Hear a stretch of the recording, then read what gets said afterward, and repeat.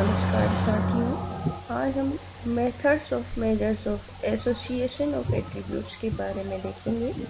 पहले वाले वीडियो में हमने एसोसिएशन ऑफ एट्रीब्यूट्स के बारे में देखा था, जिसमें किन्हीं दो चरों के मध्य संबंध को प्रदर्शित किया जाता है।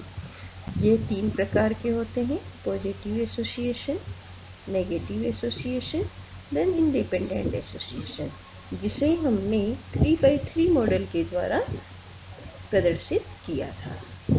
Methods of measures of association of attributes का उपयोग इसलिए किया जाता है ताकि हम सैद्धांतिक रूप से एसोसिएशन ऑफ एट्रीब्यूट्स की गणना कर सकें।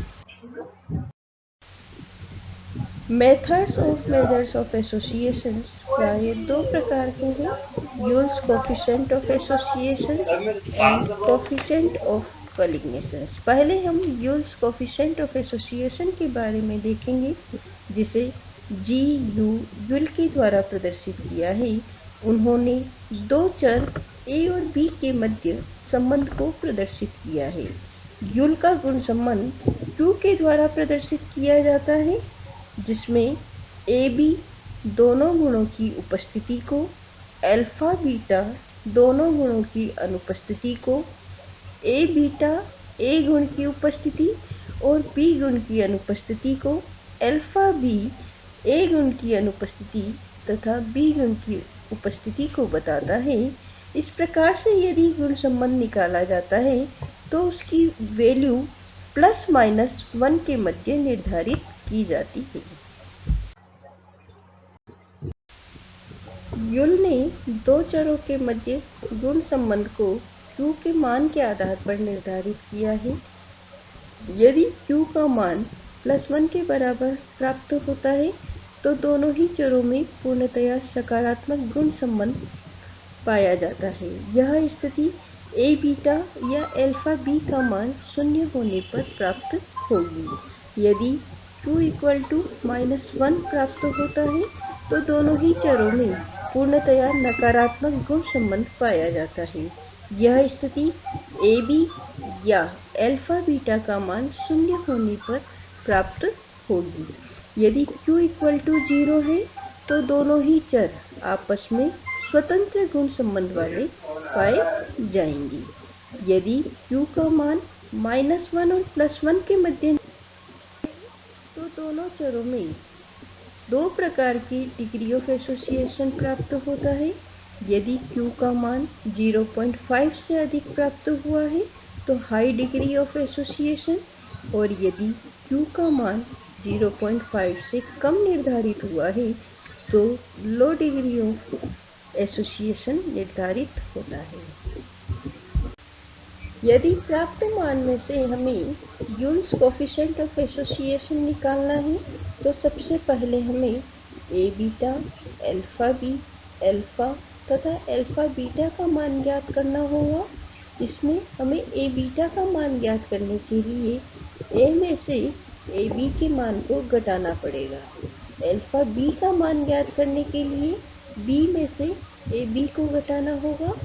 अल्फा ज्ञात करने के लिए कुल आवृत्ति n में से A के मान को घटाना होगा तथा अल्फा बीटा का मान ज्ञात करने के लिए अल्फा में से अल्फा B के मान को घटाना होगा।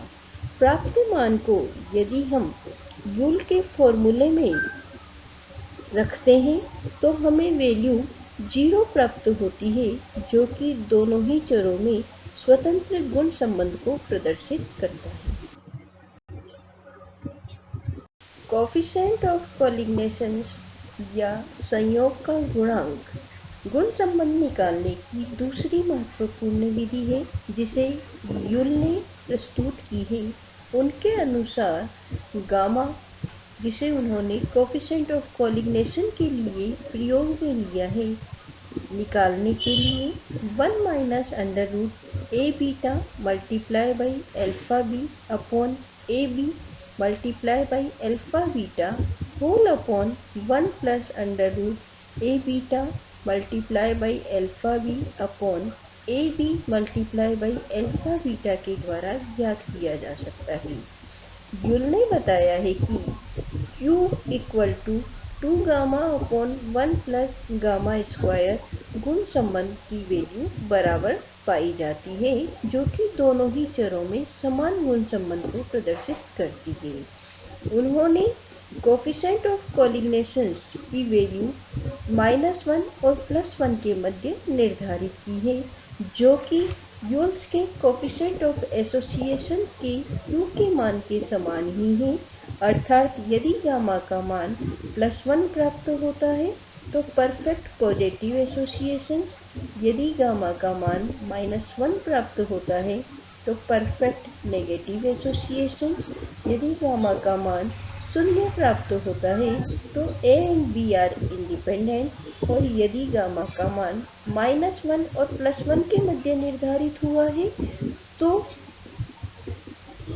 2 डिग्री एसोसिएशन प्राप्त हो सकती है। यदि गामा का मान 0.5 से अधिक है तो हाई डिग्री ऑफ एसोसिएशन, और यदि गामा का मान 0.5 से कम है तो लो डिग्री ऑफ एसोसिएशन निर्धारित हो। यदि दिए हुए मान से कोफिशिएंट ऑफ कोलिगनेशन निकालना है तो हम उसके फॉर्मूले में A B, alpha beta, A beta और अल्फा बी का मान पुटअप करते हैं तो हमें जो मान प्राप्त हुआ है वो 0.39 प्राप्त हुआ है, जो कि 0.5 से कम है। अतः हम कह सकते हैं कि दोनों ही चरों में सकारात्मक गुण संबंध पाया गया है, लेकिन यह लोअर डिग्री सकारात्मक गुण संबंध की प्राप्ति हुई है।